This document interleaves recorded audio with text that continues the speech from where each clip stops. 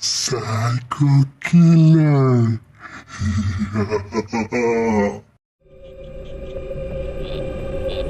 जय इस घर में अकेला रह रहा था। उसने खाना तैयार किया और खाना खाने के बाद वो टीवी पे न्यूज़ देखने लगा। टीवी पे केवल एक ही खबर दिखाई जा रही थी। होशियार, इस शक्ल को देखिए। गौर से देखिए इस आदमी को।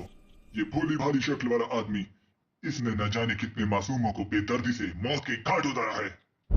और यही नहीं, ये कातिल लोगों का खून करके उनका खून पी जाता है। ये कातिल कल रात जेल से फरार हो गया है। क्या आप अपने घरों में सुरक्षित हैं? अगर आपको इसकी शक्ल दिखे तो फौरन अपने खिड़की दरवाजों को बंद कर लीजिए, क्योंकि ये कभी भी आपके घर में घुस सकता है। जय को ऐसी खबरों से डर लगता था। टीवी से डर के उसने मैगजीन उठा ली, लेकिन उसमें भी हॉरर स्टोरीज निकली। वो अपनी कुर्सी पे बैठ के भयानक किताब पढ़ रहा था।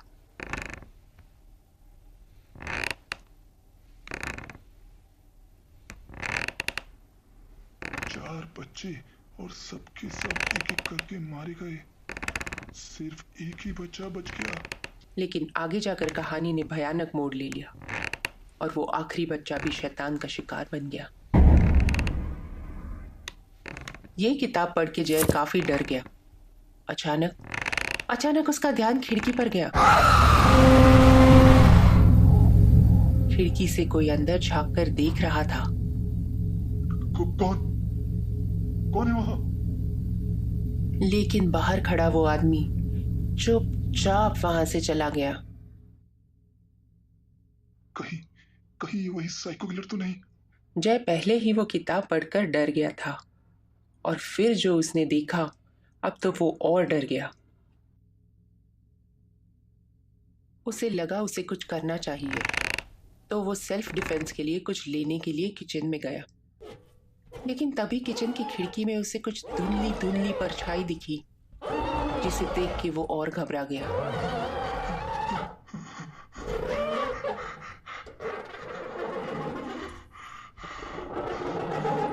वो अब अंदर जाने से भी डर रहा था।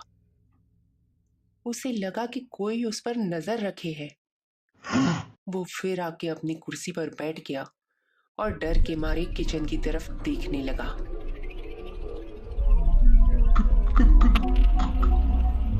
कौन? बाहर से एक भयानक जवाब आया। साइको किलर, जिसे तुम न्यूज़ में देख रहे थे ना। उसकी आवाज सुन के जय डर से कांप गया। अब तो निश्चित हो गया था कि ये वही खतरनाक साइको किलर है। दरवाजे पर आवाज कुछ देर तक आती रही। शायद वो अपनी दरवाजा तोड़ने की कोशिश कर रहा था।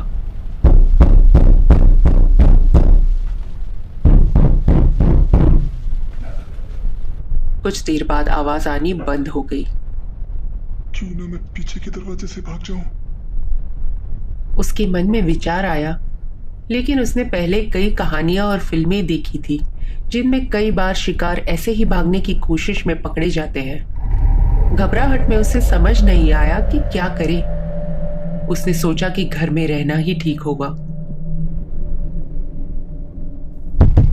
अचानक खिड़की के पास की आवाज से वो डर गया।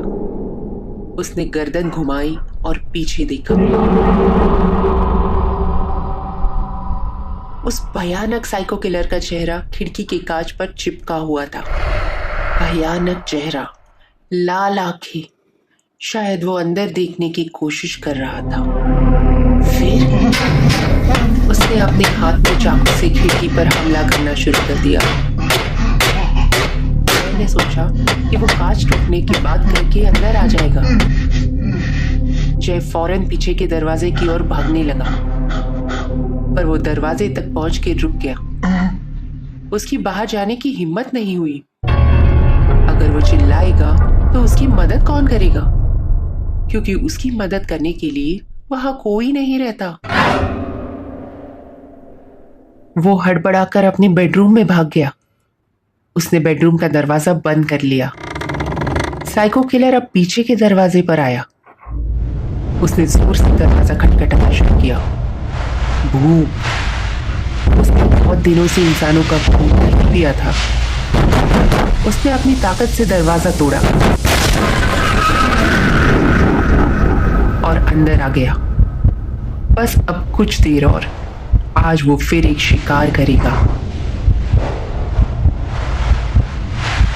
वो बेडरूम की तरफ चला गया। उसने जोर से लात मारी और दरवाजा खोला और अंदर आया। उसकी आंखें जय को ढूंढ रही थी।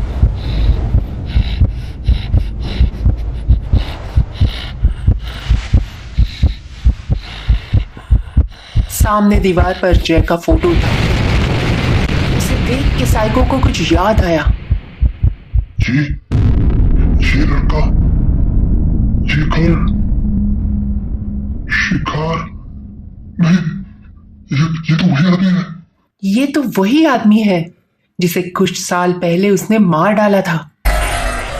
उसे मार दिया था तो इस घर में कौन है? पहले वो खिड़की से उसे ठीक से देख नहीं पाया था।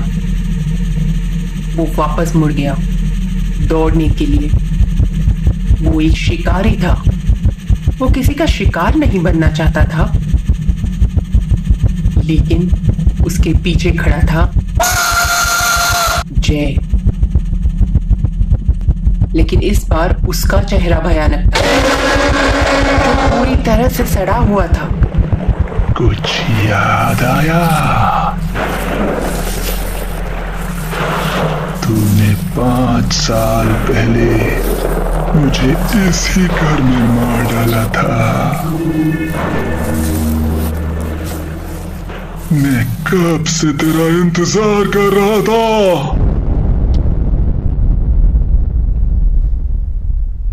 अब वो घर बदलने लगा था।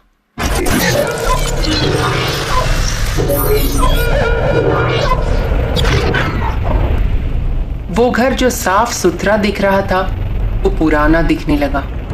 हर जगह धूल थी। जय ने उस भयानक साइको किलर की गर्दन पकड़ ली और दीवार पर जोर से मारा। घायल साइको किलर गिर गया और अपनी जान की भीख मांगने लगा।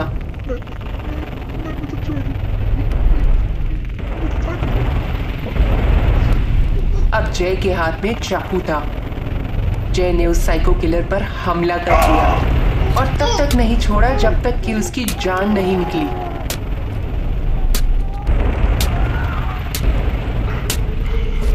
5 साल पहले इस साइको किलर ने जय की बेरहमी से हत्या कर दी थी। उसकी आत्मा इस घर में ही कैद थी, लेकिन आज उसका बदला पूरा हुआ। साइको किलर का शव एक पुराने घर में भयानक हालत में मिला है। पुलिस आगे की जांच कर रही है। लेकिन उसकी मौत कैसे हुई, ये हमेशा के लिए एक रहस्य बना रहा। दोस्तों, ये कहानी हमारे ही एक व्यूअर तृप्तेश भदाणे ने भेजी है।